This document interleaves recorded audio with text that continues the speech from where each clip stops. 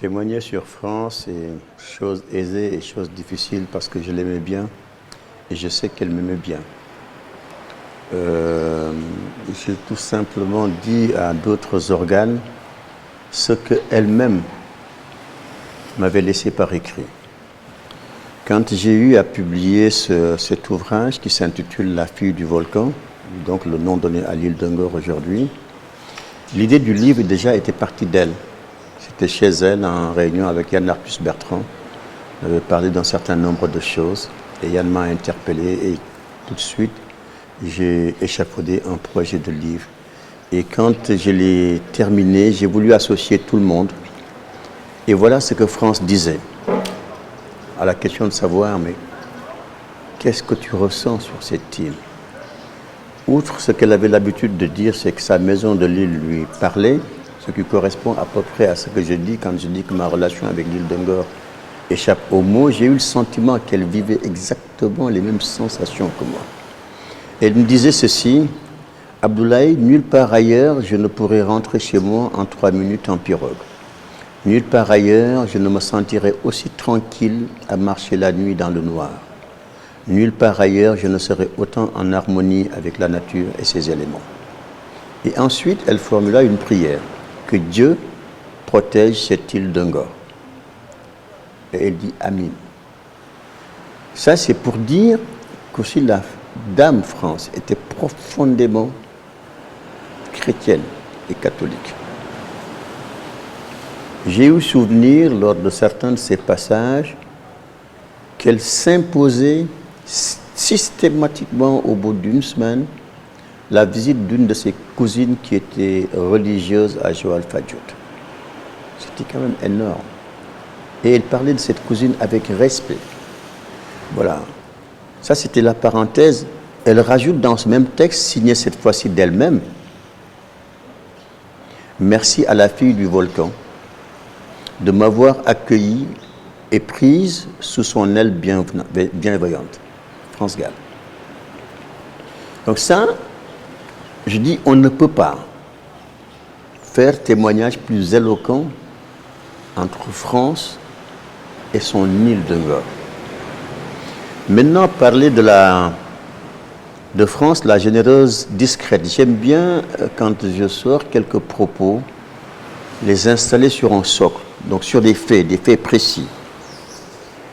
J'étais là où je venais d'arriver sur l'île quand, lors de son premier passage, en 1986 avec Michel Berger, de belles intentions avaient été annoncées.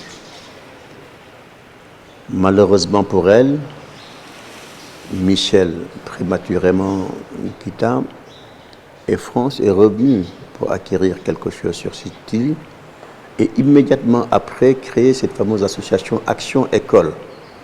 Vous savez tous que j'ai commencé à peindre à 59 ans. 1986 pour elle sur l'île d'Ungor, je suis arrivé sur l'île en 1986. J'étais propriétaire en 1986. C'est comme qui dirait que nous sommes des jumeaux iliens. Et tous deux, nous avions exactement le même sentiment.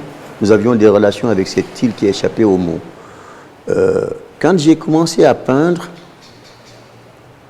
à 59 ans, lors d'un Djoko qui était organisé par notre jeune frère Gaston Madiara, que je salue au passage parce qu'il avait des relations très étroites avec France, un an après, je me suis aventuré à faire ma première exposition, j'avais 60 ans. France a été la première à me valider. Elle a demandé à Traoré, ce neveu qui gère le No Fly Beach, le restaurant, et qui accompagne France depuis des décennies, pour qui France avait une confiance impossible. Elle a demandé à Tra de voir si j'étais sur place. Tra m'a appelé, je lui ai dit oui, elle me dit écoute France, veut passer te voir. Elle était venue voir l'exposition de ce jeune artiste qui avait à peine 1 an d'âge. On a ensemble fait le tour de l'expo. Honnêtement, je me disais que ce que j'ai fait, c'était super nul. Et France s'est arrêtée devant 6 toiles en me disant Abdoulaye, ça c'est à moi, ça c'est à moi, ça c'est à moi, ça c'est à moi, ça c'est à moi. Donc il y en avait 6. Et je dis mais France, tu sais, là je me mets à frimer. Je dis France, tu sais que je suis très cher. Elle me dit c'est sans importance Abdoulaye. Sur l'île de Ngor, chaque fois que France venait, elle s'arrangeait pour acheter des djembés, des guitares, beaucoup d'instruments de musique qu'elle remettait à des jeunes passionnés de musique qui étaient ou sur l'île ou qui venaient de Dakar. Et son plus grand dada, c'était le soir, marcher, se mettre sur la plage avec ces jeunes-là et faire quelques performances, à l'abri de tout regard indiscret. Elle adorait aussi le style, le stylisme à la sénégalaise, l'élégance africaine. Elle disait souvent qu'avec moins que rien, ces personnes ont l'art de montrer au reste du monde qu'il suffit de vouloir pour pouvoir. Et un jour, elle m'invita chez elle, j'arrive, je vois que la styliste Oumoussi était là présente. Elle me présente Oumoussi, elle me dit que je lui ai demandé de venir, j'ai envie de vivre avec elle beaucoup d'instants. J'ai envie de vivre avec elle beaucoup d'instants. Et c'est comme ça que donc Oumou, je crois qu'elle est restée plus d'1 mois chez elle. C'était aussi une autre forme de générosité. France était totalement femme, au sens réel de la femme telle que nous concevons ça en Afrique. Elle avait ce qu'elle voulait.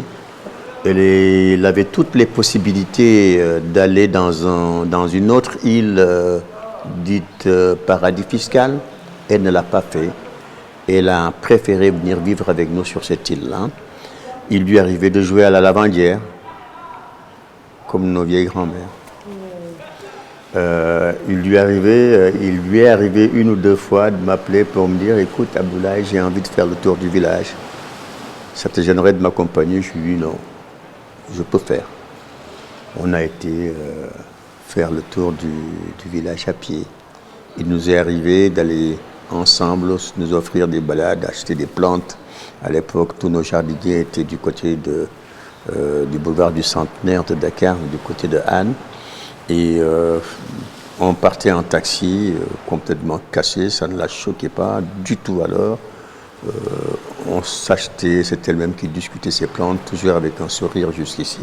C'était tout simplement fabuleux. C'était une femme, c'était une grande âme orientée, je dis. Et c'était quelqu'un qui avait, comme j'ai l'habitude de dire, une belle éducation de pensée.